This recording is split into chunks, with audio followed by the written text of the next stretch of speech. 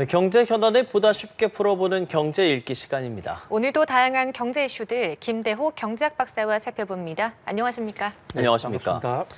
자, 이스라엘과 이란이 연일 충돌이 격화하는 상황이고 경제적으로 어떤 영향을 미칠까 살펴보면 아무래도 우리는 또 원화의 수입 비중이 굉장히 높지 않습니까? 우리나라 입장에서 어떤 피해 같은 거 예상되는 것들이 어떤 게 있습니까? 그렇습니다. 지금 이스라엘과 이란이 충돌하고 있는데요. 이게 계속 확전이 되면 우선 경제적으로는 국제 유가가 크게 흔들릴 가능성이 있습니다.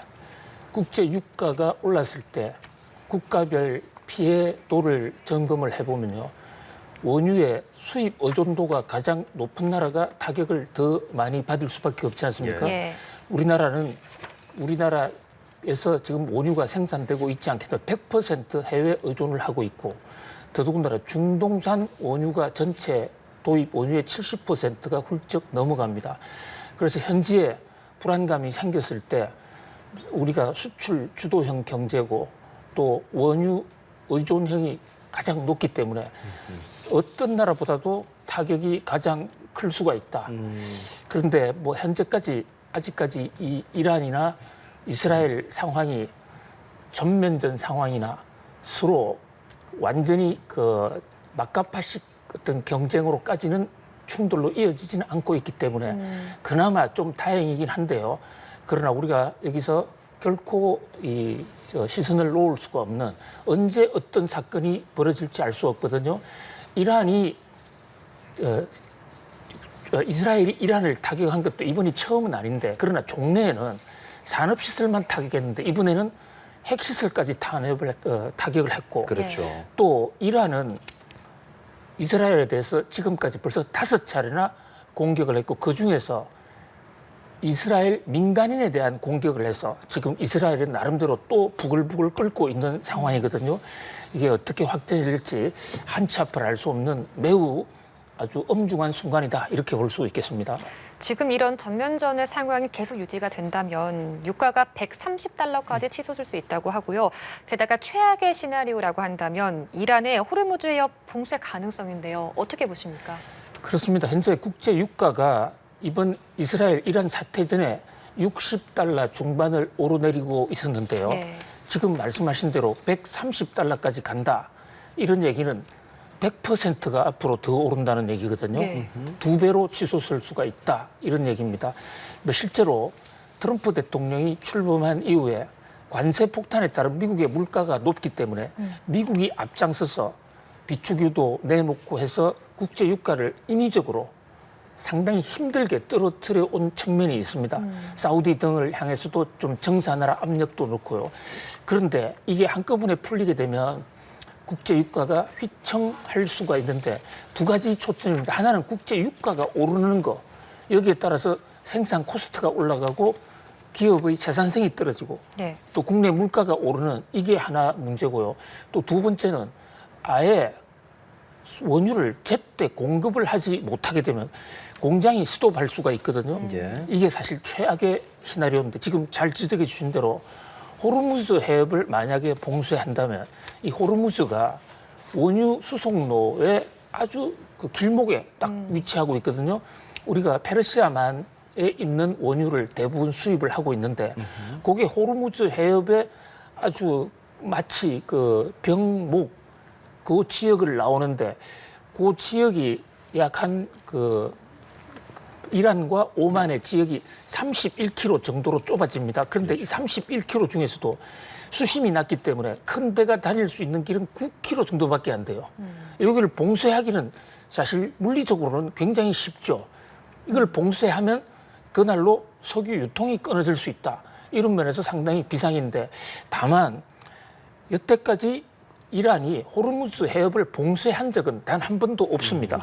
왜냐하면 호르무즈 해협을 봉쇄했을 때 이란이 받는 타격도 상상을 초월할 수가 있거든요. 특히 중국으로 가는 이란의 우방인 중국으로 가는 물자까지 끊어질 거고 그다음에 거기에는 지금 미국 해군 6함대 사령부가 있기 때문에 물리적으로 충돌이 될 수가 있기 때문에 신중을 기할 것으로 봐서 현재로서는 호르무즈 해협 봉쇄까지는 안 갈 것으로 그렇게 뭐 좀 낙관적으로 기대를 합니다. 그렇죠. 그러나 최악의 상황을 항상 대비해야 되고요. 서로 호르무즈 해협을 봉쇄하지 않더라도 그 지역을 움직이는 배를 향해서 미사일을 한 방을 쏘아버리면 불안감, 공포 심리가 전 세계적으로 빠른 속도로 확산될 수가 있거든요. 그런 가능성은 지금 여전히 열려 있다. 좀 예. 예의주시해 볼 필요가 있다고 보겠습니다. 예, 이렇게 중동 사태가 격화하는 가운데 우리 정부에서도 오전에 긴급 회의를 열었습니다. 관계기관 합동 긴급 비상대응반 회의를 개최한 거죠. 그렇습니다. 사실 그 지난 주말부터 예. 발빠르게 대응을 하고 있는데요. 뭐 그도 그럴 것이 우리의 사실 이해관계, 특히 에너지 조달이 결정적으로 영향을 받을 수 있기 때문입니다. 현재 정부에서는 이것이 뭐 어떤 충격이 왔기 때문에 어떤 대책을 세운다기보다도 충격이 올 수 있는 상황, 시나리오별로 시나리오 1, 2, 3에 충분히 사전적으로 대응하자. 그래서 시뮬레이션 한 결과 대응을 세우고 있는데요. 특히 중소기업들이 현재 해당 지역을 못 넘어가게 될 경우 예. 호르무즈 해협을 봉쇄하지 않는다 하더라도 일반 상선 회사들이 겁이 나서 아예 나 그동안 그 길 안 갈래 할 수도 있는 것이거든요. 그런 사태에 대비해서 중소기업들이 이런 어려움을 겪지 않도록 정부가 비상 어떤 해운 수송 물량을 한다든지 또 갑자기 돈이 돌아가지 않는 뭐 물건을 팔고 들어와야 할 돈이 제때 안 들어오는 상황에 대해서 유동성 지원 확대 이런 대책을 지금 다양하게 마련을 하고 있는 상황입니다. 예, 그럼 이런 중동 긴장 그리고 뭐 미 관세를 통해서 이런 국내 시장에 대해서는 어떻게 전망하십니까? 예, 지금 현재 국제 유가가 오르게 될 경우에요. 국제 유가가 10%만 올라도 우리나라 제조업의 생산 단가, 이 생산 단가가 기업의 채산성에 영향을 줄 정도로 올라간다. 이런 보고서가 마침 나왔어요. 예. 그런데 지금 10% 올라간다는 가정을 한 연구 보고서인데 벌써 10%로 올라갔습니다. 그러니까 앞으로 추가적으로 올라갈 때 그 영향이 예를 들어서 10%일 때 타격이 1이면 예. 20%일 때 2가 아니라 그것이 누적적으로 늘어나거든요. 예. 그래서 국제 유가가 130달러 정도 일부 비관적인 투자은행 보고서대로 그렇게 간다고 그러면 우리 경제는 상당히 빨간불이 급격한 빨간불이 들어올 수도 있거든요. 코스피에는 어떤 영향을 좀 미칠까요? 제 코스피도요. 지난 주말에 이 폭격 소식이 들리자마자 우리 이재명 대통령 출범 이후에 코스피 얼마나 좋았습니까? 예. 그래서 허니문 랠리, 우리 허니문 꿀 먹는 얘기까지도 우리가 소개하지 않았습니까? 그러셨죠. 예. 그런데 갑자기 급반전돼서 주말에 주가가 떨어졌거든요. 그런데 이제 지금 상황은 본격적으로 확전이 된 상태는 아닌 아주 조심하고 있는 상황인데 현재는 다시 반전을 했습니다. 예. 그래서 코스피, 코스닥 주가가 뭐 월요일 장에서는 조금 다시 회복하고 있고 우리나라뿐만 아니라 일본, 홍콩도 금요일 날 우려가 조금 과하지 않았느냐 해서 다시 조금씩 매기가 살아나고는 있는데 문제는 지금 중동 시간이 주로 공격을 하는 시간대가 우리나라의 오후 저녁 시간대가 많기 때문에 그 시각에 이란이 어떤 보복을 하느냐 또 이스라엘이 보복에 대한 또 보복 어떤 카드를 쓰느냐 경우에 따라서요. 현재 지금 나오고 있는 게 이스라엘이 이란 주민들을 국민들을 향해서 전부 대피하라. 우리는 민간인은 때리기 싫다 하면서 어느 지역에서 대피를 권고를 했냐면 가스전, LNG라든지 원유 생산 단지가 있는 주변에 사는 민간인들은 나가라. 이랬단 말입니다. 그것은 거기 때릴 수도 있다는 하나의 공포로 작용이 되고 있거든요. 예. 만약에 거기서 때린다면 급격하게 갑자기 그 가스나 원유 공급이 줄어들 것이고 그로 인한 국제사회의 이 텐트럼 발작 현상도 상당히 심각하기 때문에 지금 현 상태에서는 이 중동 이스라엘 이란 사태의 예. 확전 여부가 아주 결정되지 않았기 때문에 우리 경제가 얼만큼 타격을 본다 이것을 장담을 할 수는 없겠습니다만은 예. 뭐 현재로서는 현재까지는 잘 넘기고 있다. 그러나 추가 상황이 나왔을 때는 그 피해를 함부로 예단할 수 없다. 이렇게 종합 판단할 수 있을 것 같습니다. 지금 코스피는 2,965 이 정도 지금 시간인 것으로 보이고 아무래도 말씀해 주신 뭐 그런 유가라든지 G7 등 앞으로 좀 영향도 있을 것으로 보이니 지켜봐야겠고요. 저희는 물가 이야기를 좀 해보려고 합니다. OECD 중에 우리가 물가 두 번째다 이런 기사도 있습니다. 정부 차원에서 대책을 좀 내놓고는 있지만 어떻게 좀 보시는지요? 그렇습니다. 상당히 충격적인 예. 보고서인데요. 그동안에 우리 물가가 많이 올라도 세계적인 수준과 비교하면 뭐 크게 이례적이진 않다. 이런 분석이 많았는데 지금 경제협력개발기구 OECD 보고서를 인용한 몇몇 기사에 따르면요. OECD 회원국이 대부분 선진국이고 경제가 가장 우수한 뭐 우리하고 급을 같이 나눌 수 있는 나라예요. 세계 250여 개 나라가 있지만 사실 비교가 안 되는 나라도 많은데 그 나라 빼고 진짜 똘똘한 세계 경제 주도 38개국 비교를 해봤더니 아니 이게 뭐 3등으로 나타났고 더더군다나 구매력 평가를 할 때는 2등으로 나타나는 물가가 너무 높다는 겁니다. 이게 언제 물가냐면 올 2월 달 물가거든요. 2월 달 전년 동기로 해보니까 이렇게 물가가 올랐는데 사실 우리는 물가는 2월 달 이후에 좀 더 올랐습니다. 네. 3월, 4월, 5월 더 올랐기 때문에 지금 OECD 통계보다는 훨씬 더 올랐다. 전체적인 물가가 이렇다는 얘기는 아닙니다. 식품류, 이 먹거리 물가가 이래 올랐다. 이 대목은 먹거리 물가야말로 서민들의 생계하고 직결되어 있기 때문에 예. 그 탄핵 정국 속에서 공권력 공백 상황 속에서 좀 식품 회사들, 가공 식품 회사들이 가격을 좀 너무 올렸다라는 그동안의 언론 보도가 많이 있었는데 예. 이 OECD 통계를 기반으로 한 기사에 따른다면 그게 사실이었구나.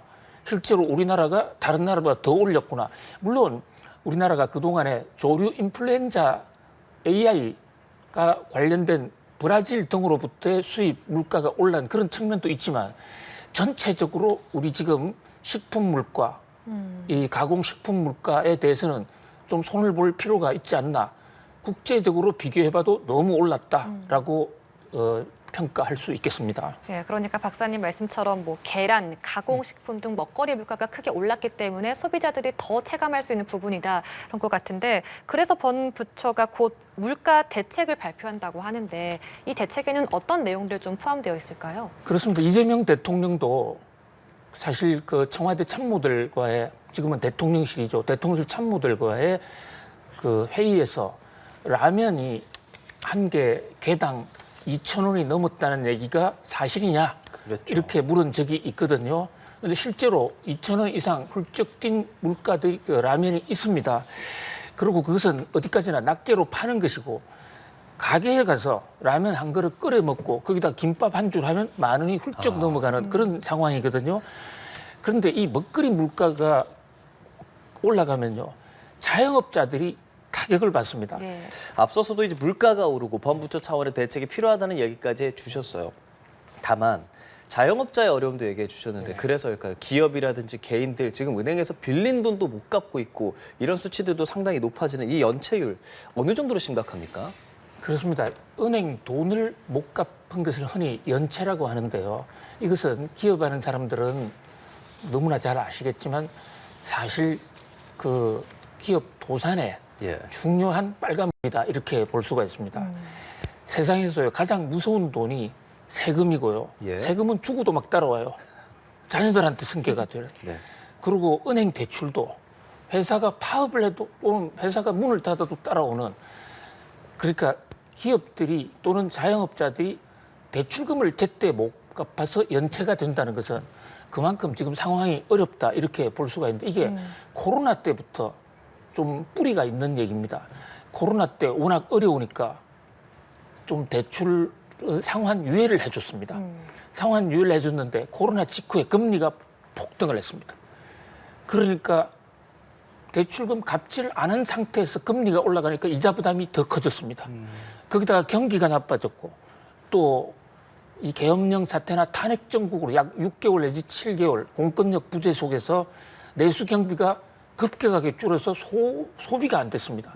이런 것들이 이제 점점 숫자로 나타나는, 그러니까 한때 도와줬던 게 오히려 그게 부메랑이 돼가지고 더 큰 부담으로 와 닿는데요. 지금 그 월별 가계대출 연체율 속도를 보면 아주 심각한 상태는 아닙니다. 다만 상승 속도가 조금씩 지금 올라가고 있기 때문에 지금 은행 연체율이 무너지고 있다. 이것은 은행보다도 신용도가 훨씬 낮은 제2금융권이나 대부 업체들은 다른 은행보다 사태가 더 나쁠 수가 있거든요. 현재 은행도 11년 만에 지금 연체율이 최고 수준입니다. 예. 그래서 어떤 내수 경기를 진작하고 특히 정말 살아날 수 있는데 은행 대출을 갚지 못하는 그런 기업이나 자영업자들에 대해서는 어떤 그 옵션 B, 옵션 C 같은 그런 출구 전략을 세워주는 것도 좀 매우 예외적이지만 필요하지 않는가 그런 생각을 뭐 해봅니다. 추경에 포함될 가능성 뭐 이런 것들도 볼 수 있는 겁니까? 그렇습니다. 사실 정부가 이번 추경을 하겠다는 것도 바로 이런 어떤 자영업자들의 어려운 사정을 도와주면서 내수를 이제 진작하겠다 이런 건데 마음 같아서는 뭐 추경을 한 뭐 수백만 조 하고 싶을 그런 심정을 느끼겠습니다만은 그러나 추경이 많으면 또 그 물가가 올라가기 때문에 그 최적 옵티마이저 가장 적절한 선을 찾아내는 지금 그 작업이 진행되고 있는 상황입니다. 지금 뭐 물가, 대출 정말 경기의 전반적인 상황이 좋지가 않은데 이런 가운데 서울 아파트 매매 가격이 9개월 만에 가장 높은 상승률을 기록했다고 합니다. 이렇게 계속해서 아파트 값이 상승하는 이유, 특히 서울 지역에서 상승하는 이유, 원인은 뭐라고 보십니까? 그 일단 건설하는 데 들어가는 건축 자재비, 인건비 이런 게 많이 오른 데다가 재건축을 하면 이제 생산비가 올라가니까 집값이 올라가는 그런 측면도 있겠습니다만 수요 공급 측면에서 보면 서울의 공급 물량이 뭐 이례적으로 올해 좀 적다. 거기다가 재건축, 재개발이 좀 안 될 가능성 거기에 대해서 방점을 찍고 좀 선투자를 하는 분들이 좀 있지 않느냐. 거기다가 한국은행이 금리 인하를 했는데 이것이 앞으로 계속 금리 내리는 거 아닌가 해서 일부 지역에 과수요가 생기는 문제. 그런데 전국적으로 보면 부동산 가격이 뭐 전혀 오르는 상황이 아니고 오히려 지방은 떨어지는 상황도 있거든요. 예. 그래서 어떤 큰 틀에서의 정책과 함께 세부 정책도 지역별 또 그 양극화를 해소하는 그런 정책도 동시에 병행이 돼야 될 것으로 보여집니다. 네, 알겠습니다. 김대호 경제학 박사와 함께 경제 읽기였습니다. 감사합니다. 고맙습니다.